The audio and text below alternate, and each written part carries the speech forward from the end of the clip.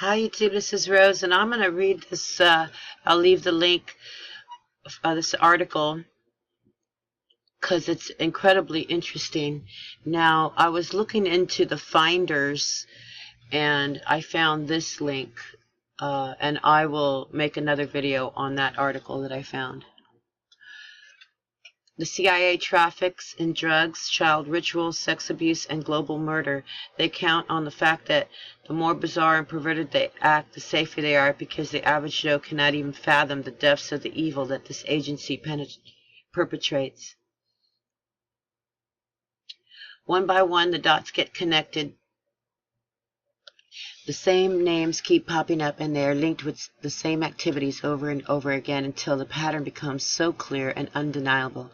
The circumstantial evidence becomes so overwhelming, and the pictures emerge that is so frightening that it's so hard to believe that it's true. The picture that has emerged is indeed the major institutions of the United States of America, the CIA, the FBI, and the many of our governmental and media institutions are involved in child sexual slavery and ritual abuse. The same names keep surfacing in relation to the same subjects over and over again. The CIA, child sexual abuse; the Catholic Church, George Bush Sr., the secret societies of Skull and Bones, the Freemasons, the Knights of Malta, and others, and on and on and on. If you think this sounds like some crazy, loony conspiracy theory, congratulations, that's exactly how they've programmed you to think.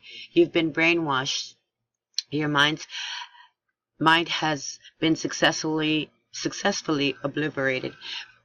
For the evidence presented on the voxfox.com website, it is so overwhelming and so indisputable that to ignore it any longer or to write it off as too outrageous to be true is to be a low, immoral, retarded coward. Whoa. If you decide to continue, you need courage to do this. Only God can give you the courage to go through this. If you decide to continue reading, prepare yourself to connect all the dots of this evil incarnate. Read on. Your life and the safety of your family depends on it. On February 7th of 1987, the Washington Post ran an interesting story that did not at first seem to have any particular national significance. The article concerned a case, possibly kidnapping and child abuse, and material discovered in the Washington area that they say points to a 1960s-style commune called the Finders, described in a court document as a cult that conducted brainwashing and used children in rituals. D.C. police, who searched the Northeast Washington warehouse linked to the group, removed large plastic bags filled with color slides, photographs, photographic contact sheets, showed some naked children involved in what appeared to be cult rituals, bloodletting ceremonies of animals, and one photograph of a child in chains. Custom officials said their links to the D.C. area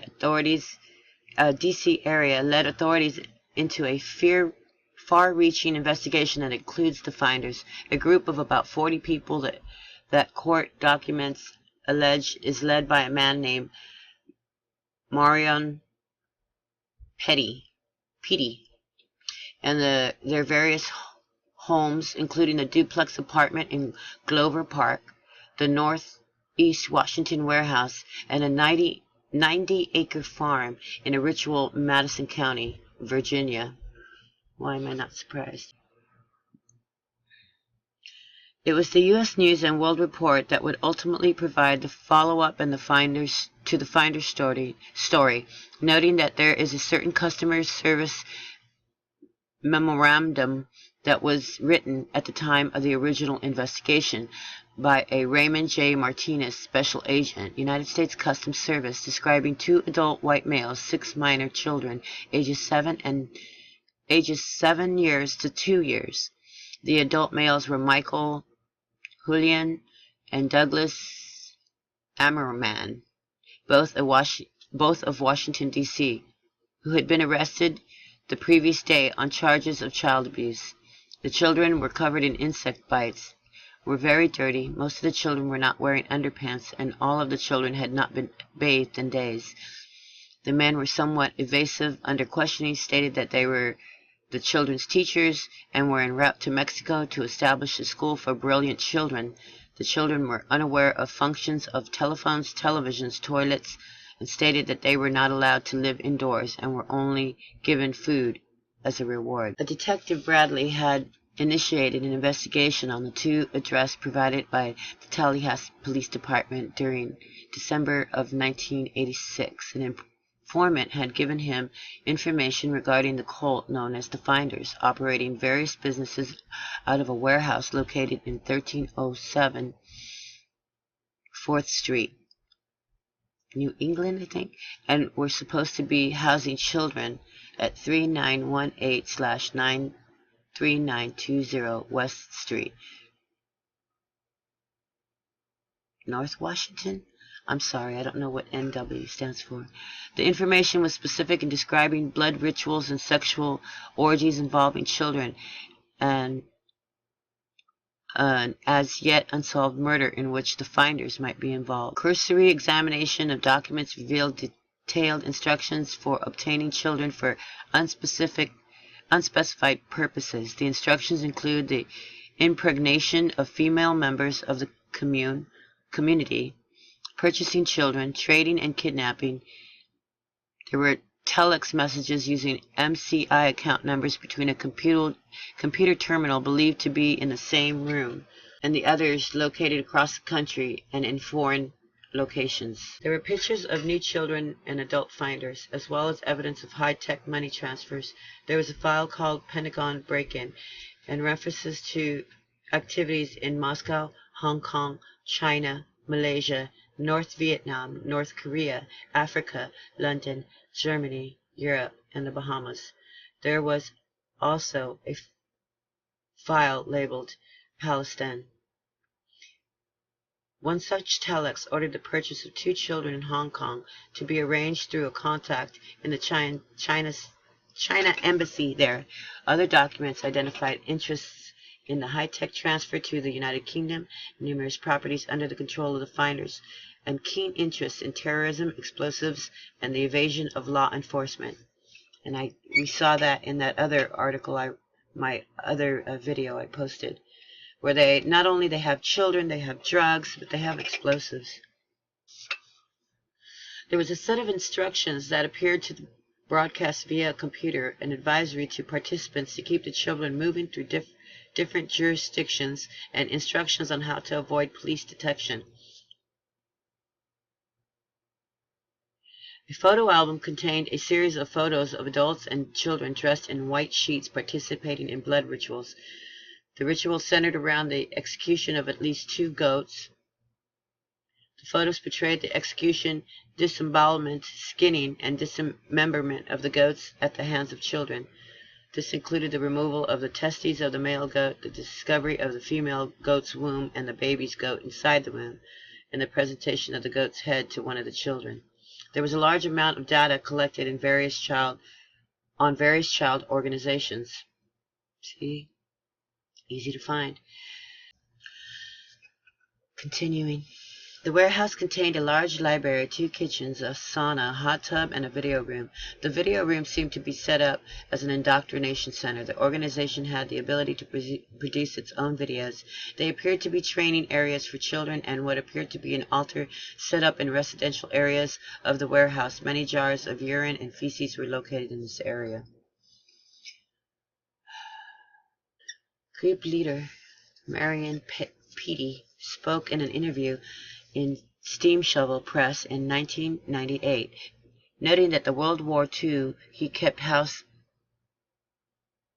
maintainedly to intelligent people in Washington and OSS people passing through.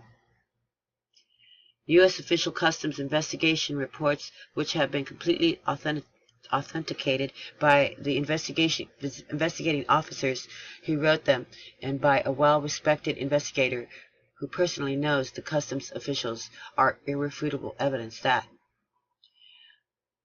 The case of obvious child neglect and abuse involving children, pedophiles, sexual abuse, child pornography, satanic cult, ritual abuse, wherein the perpetrators were caught directly in the act by the law enforcement, arrested on the basis of irrefutable evidence at the scene, and faced serious charges which typically bring sentences of decades in prison. Search warrants were obtained for the Finders Cult office in Washington, D.C., and a complete search was enacted by the law enforcement, which provide irrefutable pictures, movies, documents such as abuse, neglect, evidence, and access to the confidential arrest reports on the Finders Cult from arrest in Tallahassee, which occurred only a day earlier, suggesting very high-level connections to U.S. intelligence in and of itself. The investigation of the Finders Cult by the FBI, U.S. Customs, and law enforcement